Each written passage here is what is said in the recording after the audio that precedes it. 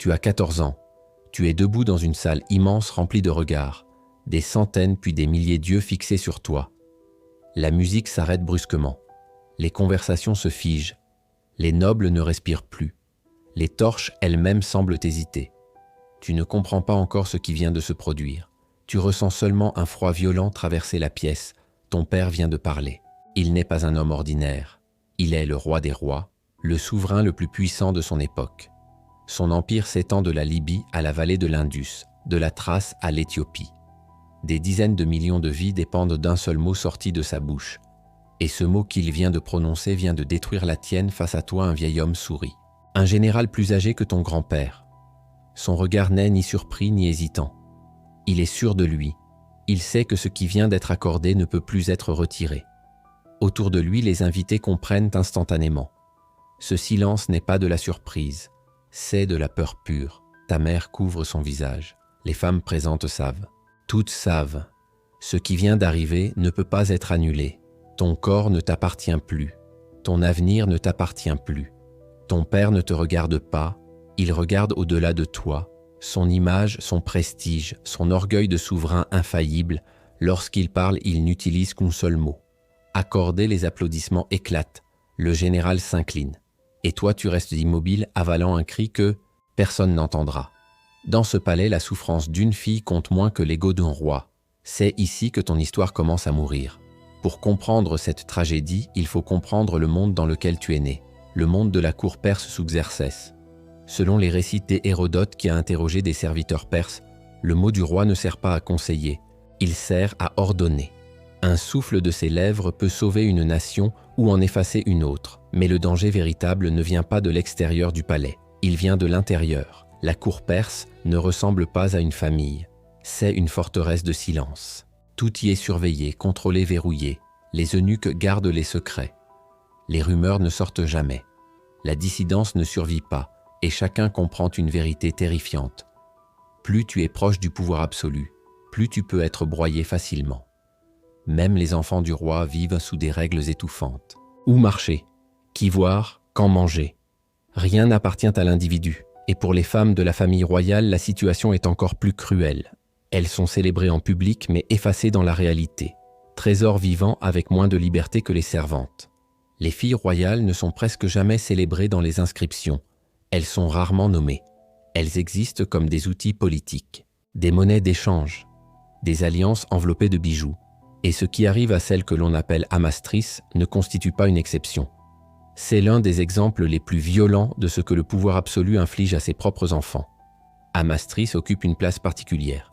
Elle partage son nom avec la reine officielle Astrès, connue pour sa dureté dans les sources survivantes. Mais Amastrice est née d'une concubine bactrienne. Même dans une cour obsédée par l'apparence, sa beauté est remarquée. Elle grandit dans les quartiers des femmes, le harem, éduquée pour plaire, obéir, se taire. Les sources indiquent quelque chose de troublant. Xerxès la garde près de lui. Alors que d'autres filles sont envoyées en mariage politique, Amastrice reste au palais. Cette affection paternelle, qui pourrait sembler protectrice, devient en réalité le point de départ de sa chute. Tout bascule lors d'un banquet en 479 avant notre ère. Xerxès boit depuis des jours, entouré de flatteurs qui nourrissent son sentiment de toute puissance. Dans un excès d'orgueil, il jure publiquement qu'il accordera toute demande formulée devant lui. Cette promesse est fatale. Artabanos, un vieux général autrefois proche de Darius, comprend immédiatement l'opportunité. Il a perdu ses épouses, il vieillit, son influence décline. Il sait qu'un lien direct avec la lignée royale pourrait le sauver. Et il sait autre chose. Xerxès ne peut pas rompre un serment public sans paraître faible. Alors Artabanos se lève. Il s'incline. Et il demande ce que personne n'ose imaginer. Il demande la fille du roi, il demande Amastrice. Un silence écrasant tombe sur la salle. Tous attendent un refus. Tous attendent la colère. Tous se trompent. Xerxès devient livide. Il agrippe son trône, il regarde autour de lui comme un animal piégé. Le temps s'étend. Des minutes interminables passent, puis un mot tombe, accordé. À cet instant, le destin d'Amastrice est scellé. Après le banquet, le palais ne retrouve jamais son rythme habituel. En apparence, les cérémonies continuent. Les repas se succèdent. Les courtisans rient. Mais sous cette façade, une tension lourde installe Amastrice, comprend rapidement que ce qui a été accordé publiquement ne peut plus être repris. Elle tente pourtant, elle implore. Elle supplie d'abord directement puis par l'intermédiaire des femmes proches de sa mère. Rien ne change. Xerxès se retrouve enfermé dans le piège qu'il a lui-même créé. D'un côté, il ressent une affection réelle pour sa fille. De l'autre, il sait que revenir sur sa parole serait perçu comme une faiblesse fatale. Dans un empire fondé sur la peur et la grandeur, un roi des rois ne peut pas se contredire. Il se persuade alors d'une idée dangereuse. Le sacrifice d'une seule personne est préférable à la perte de son autorité. Cette logique a traversé l'histoire. Elle détruit toujours les mêmes. Amastris tente de lui faire entendre raison. Elle évoque une autre alliance, un autre mariage, une solution politique différente. Mais Artabanos a été précis. Sa demande a été formulée devant les dieux perses, devant les nobles, devant les armées. Revenir en arrière serait un affront public, une humiliation irréparable. 3 mois plus tard, le mariage est célébré. La cérémonie est fastueuse. Soierie, or parfum, sacrifice. Tout ce que l'Empire sait offrir est déployé.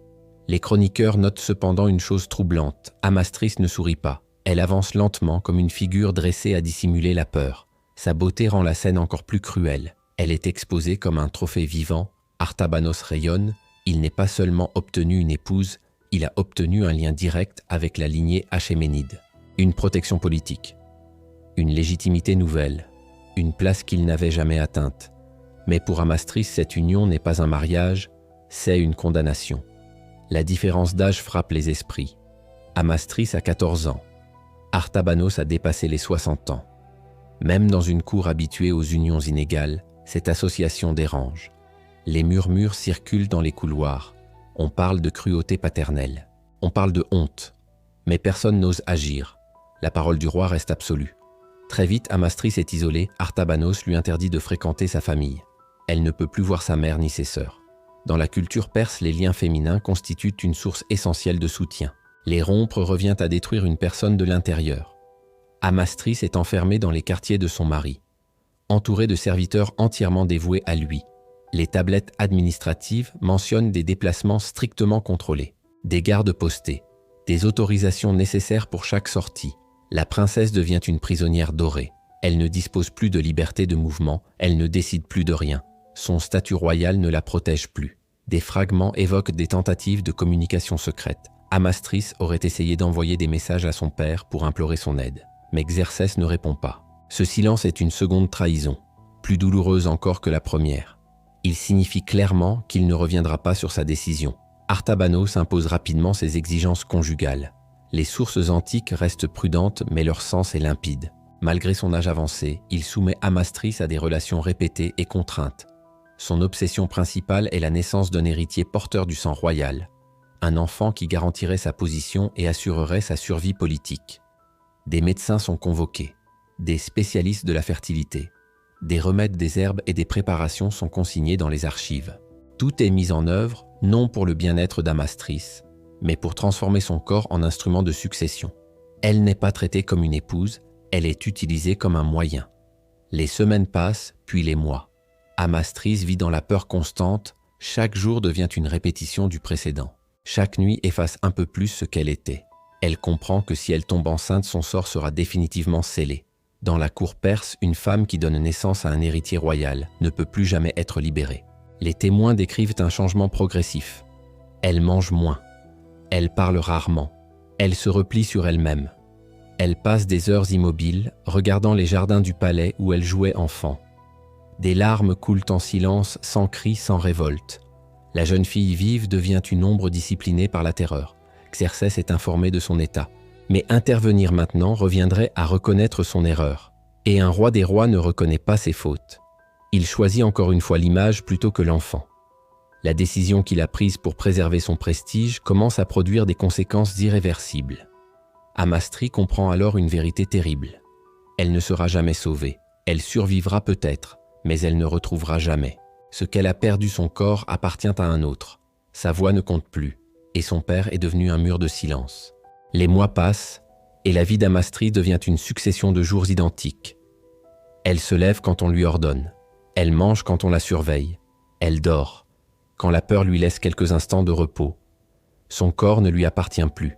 Son temps ne lui appartient plus. Même ses pensées semblent étroitement surveillées par les murs qui l'entourent. Artabanos ne cherche plus à dissimuler son objectif. Tout ce qui compte désormais est la naissance d'une héritier. Les conversations tournent autour de la fertilité. Des médecins entrent et sortent. Des potions sont préparées. Des rituels sont organisés. Le corps d'Amastris devient un territoire médical et politique. Elle n'est plus une personne. Elle est une fonction. Chaque cycle manqué augmente la tension.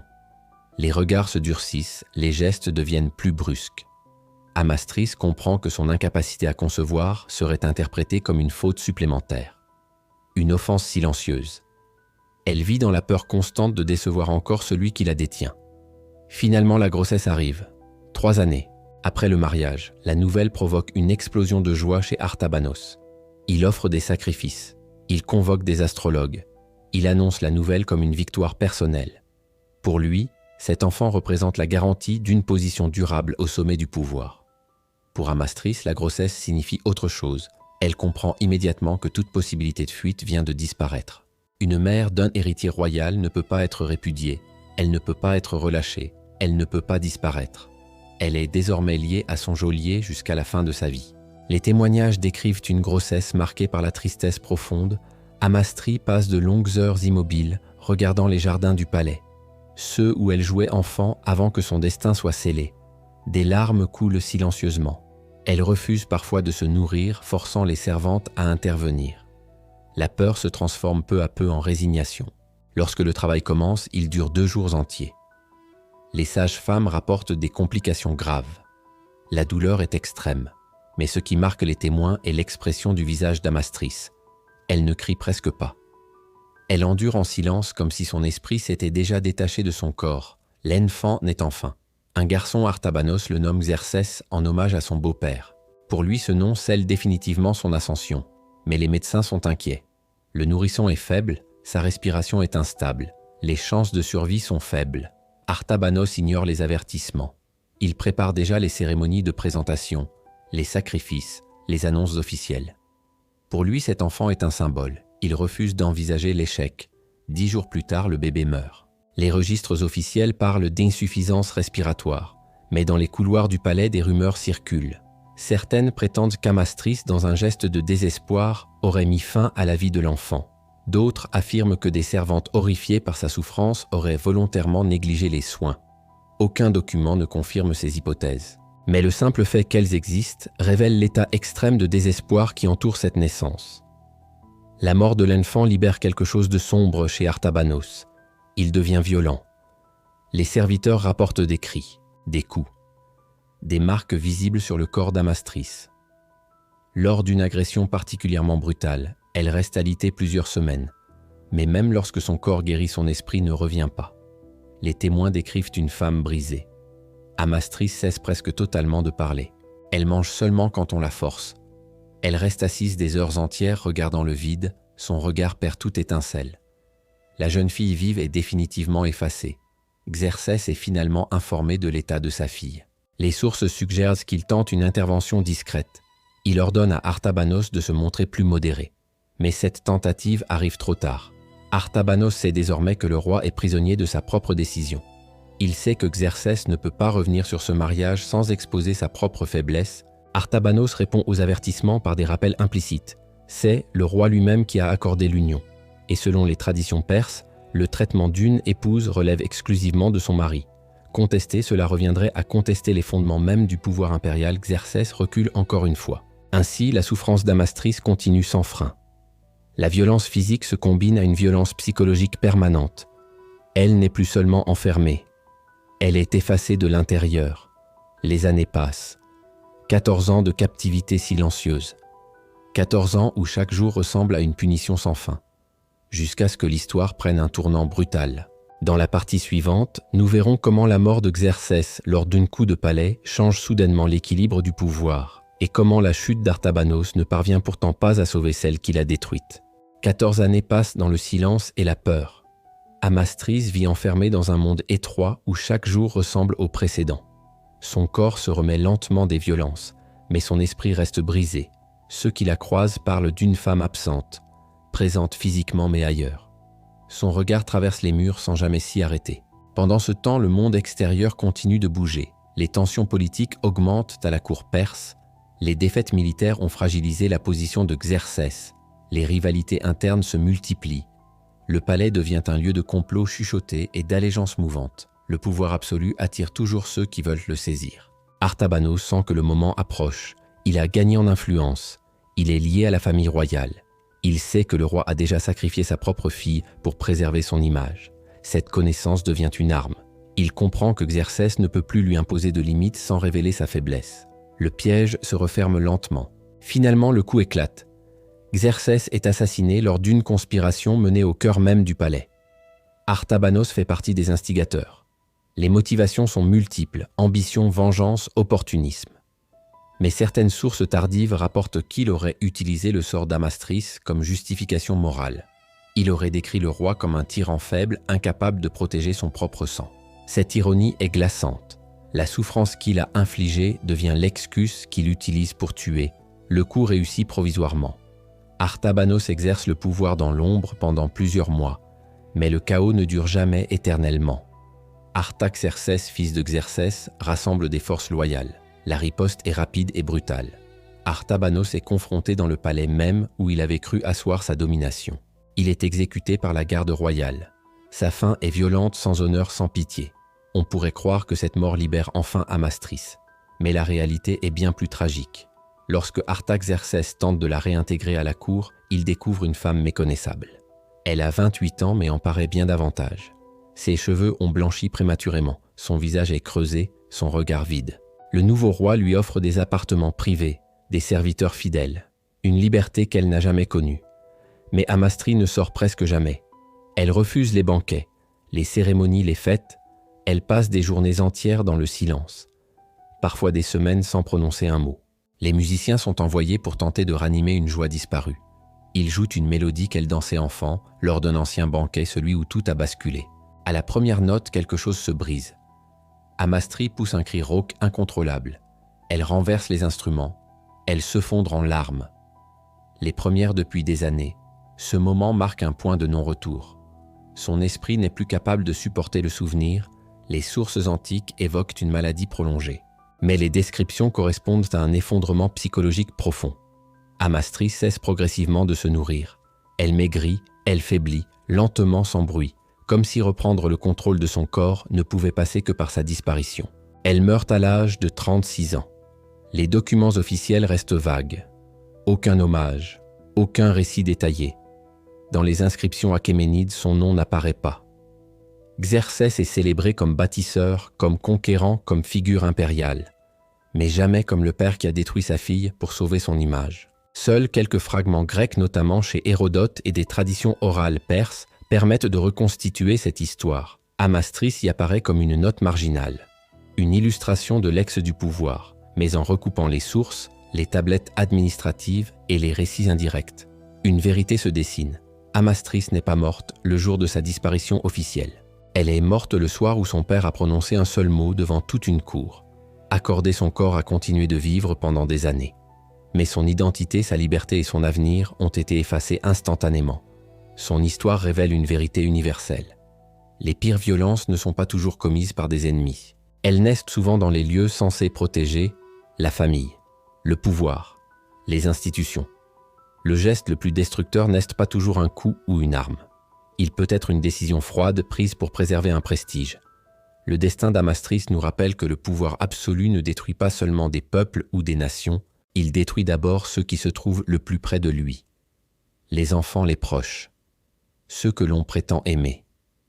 Cette histoire longtemps enfouie traverse 25 siècles pour nous parvenir fragmentée mais intacte dans sa cruauté.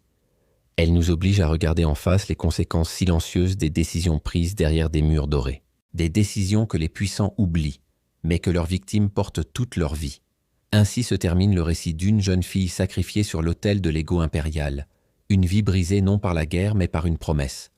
Un exemple glaçant de ce que devient l'humanité lorsque la volonté d'un seul homme devient le destin de tous.